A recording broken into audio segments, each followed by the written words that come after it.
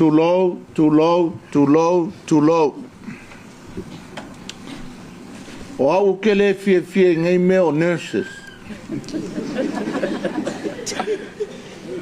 Kasi iwongo kasi ngau whanga wai mako o kua le masinga o Novema. Wa ke alo ki ngai kua maisi ki nganga whangau le aso iwa o Novema. E ki loko ki ngai lo o au le whaasus.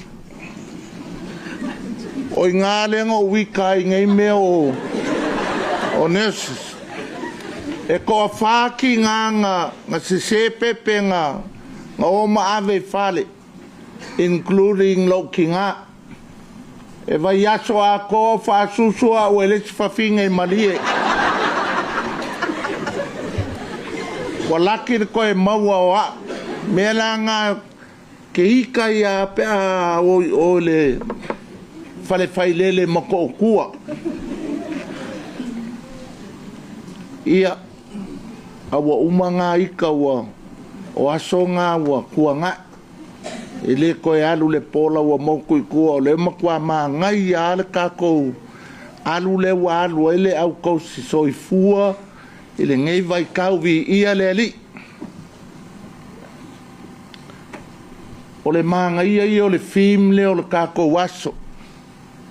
Embracing change. Kala longa lua. O le mangai o le Kakou film o le Kakou aso. Le pai o le au whau o ngei aso.